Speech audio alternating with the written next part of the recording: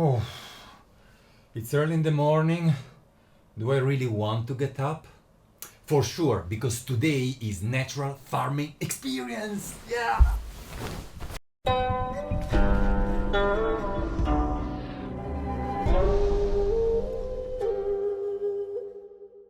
Today we are heading to the mountains in the Nara prefecture. Let's speak about farming. You have standard farming, where farmers use, of course, pesticides and fertilizers. Then you well know there is organic farming, where certain pesticides and certain fertilizer cannot be used, and usually only natural products are used. But then there is also this thing about natural farming, something that actually was born here in Japan, right? Right. And we are going today to a natural farm to find out more, because natural farming is not something that can be certified. It's not like organic. It really depends also a little bit of the understanding of the farmers and what they mean by that. So let's see what this farm think about it.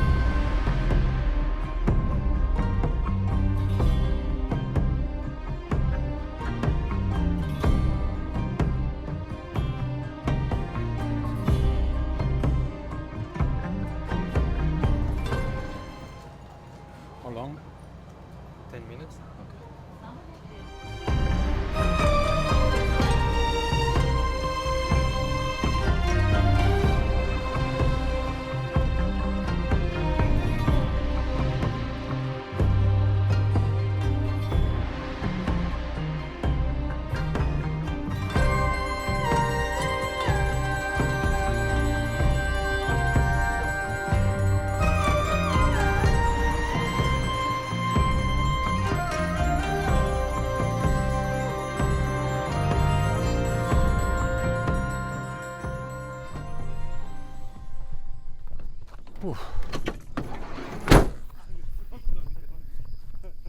Wow, look at these. I don't know what do you think about natural farming, but these trees, they are tea trees. I mean, I never seen something like this in Japan. They look very pristine. I would say they were just left here, grown, and that's it. Just left to their destiny. This garden here was used until about 20 years ago, and ever since have been just let grown. He has inherited this because it was no more in use, but he haven't decided yet what he will do out of it.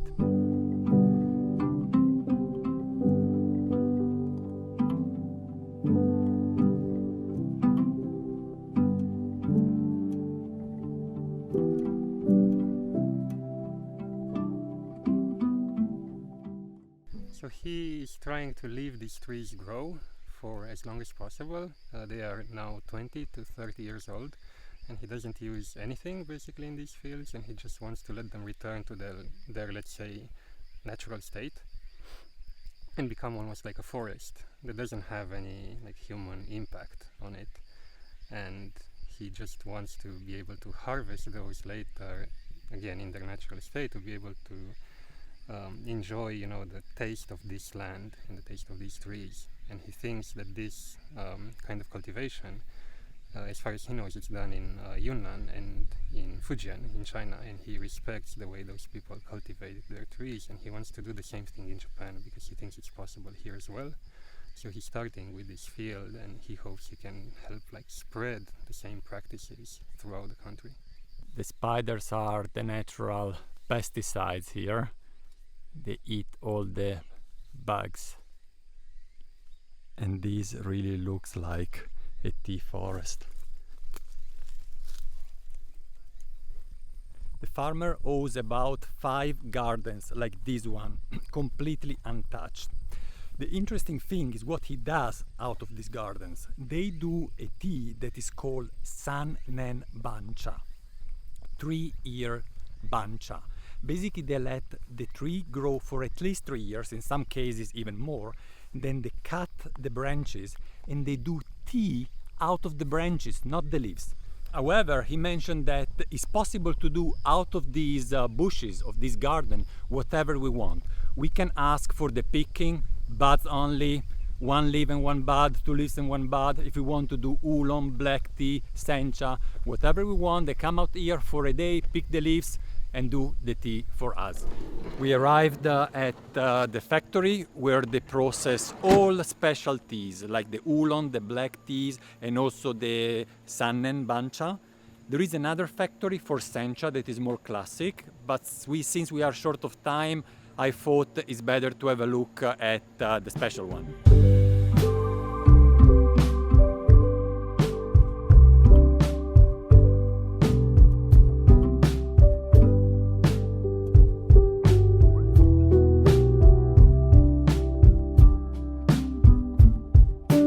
This is summer bancha.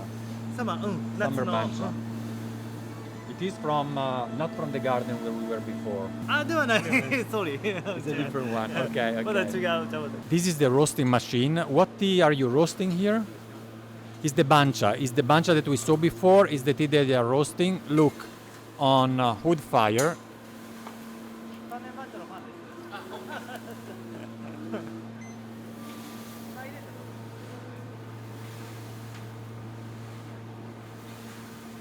This is the tea that was just roasted.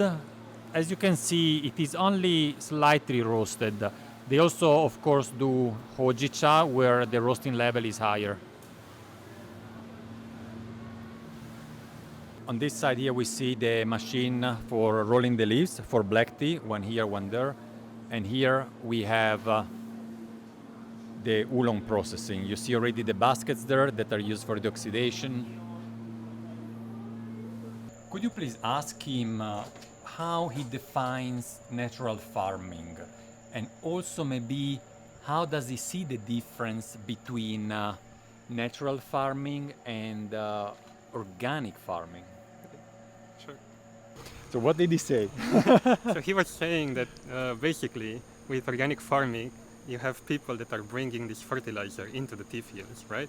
Yes. And that's something that the people brought there that's not from there.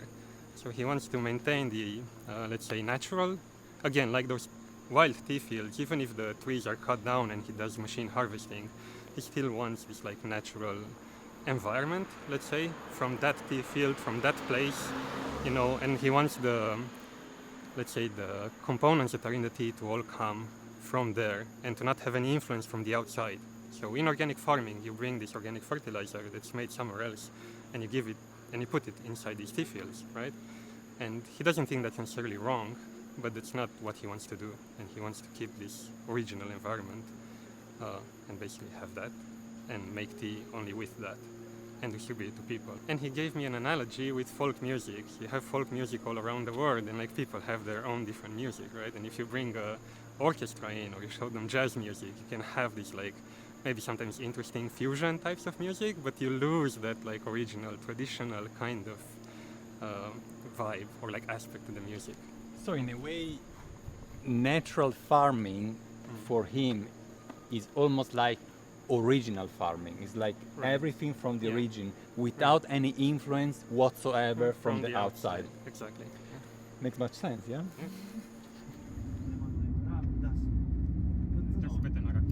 I don't know about you, but I feel thirsty.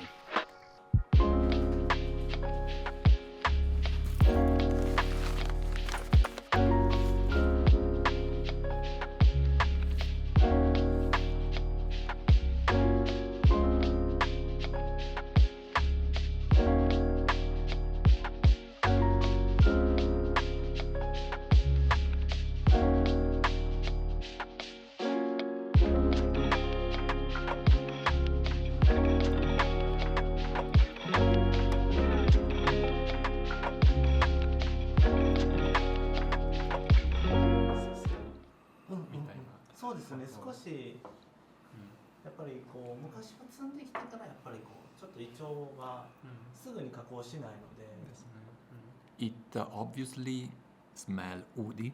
I think that's obvious, with a little bit of warming, roasted, nutty fragrance. He brewed it with 100 degrees water, but for a relatively short time actually. That's a new feeling. Of course, zero bitterness. I was expecting that. I mean, it's not leaves. Nutty, the roastiness is not so heavy like in the aroma, and it is extremely smooth and warming. That's the way I would describe it. Very pleasant indeed. It's incredible you can get so much taste out of branches, yeah. Second brew.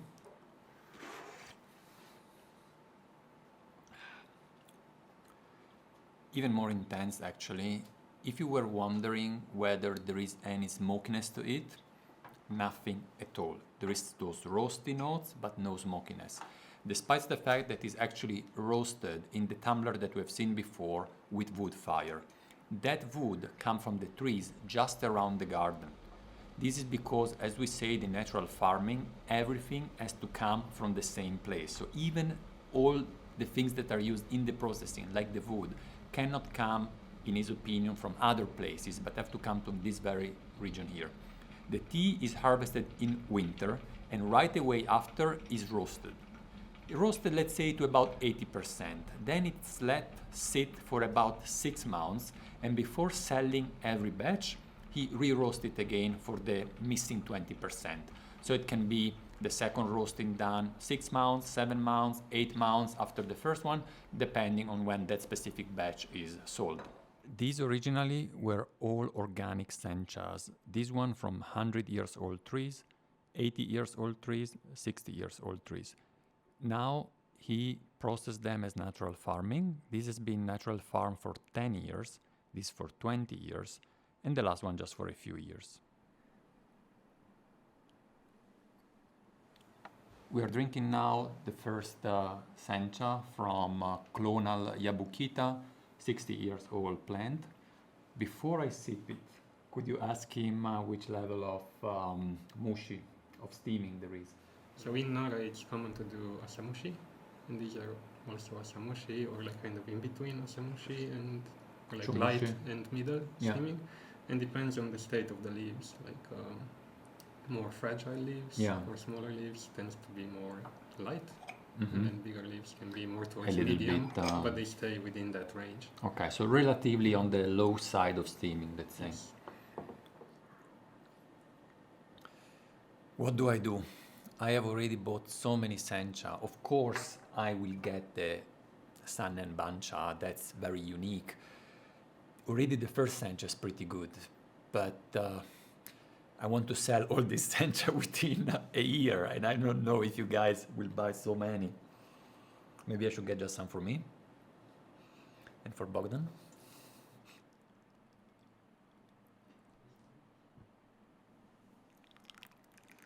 This is the second brew of the second tea, 80 years old trees, natural farming for 20 years from Yabukita seed.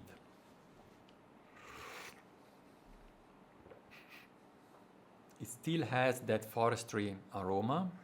It is a bit more punchy, a bit stronger, a tiny bit more astringency than the previous one. I personally prefer the first one, despite the similarity. I don't know. What about you? You prefer this punchy or more the full bodiness of the first? I think I would also prefer the mellower first tea, but they are both very good. Yeah. And there is again no grassy or seaweed taste. The umami is very light, and I start thinking that all these aspects of sencha come from fertilizers, because over the past weeks, of all the teas we tasted that didn't have the strong umami and seaweed taste, were situations where the cultivation was very natural without the use in particular of nitrogen fertilizers. If that's true or not, I don't know, but that's the experience collected over the past days and weeks.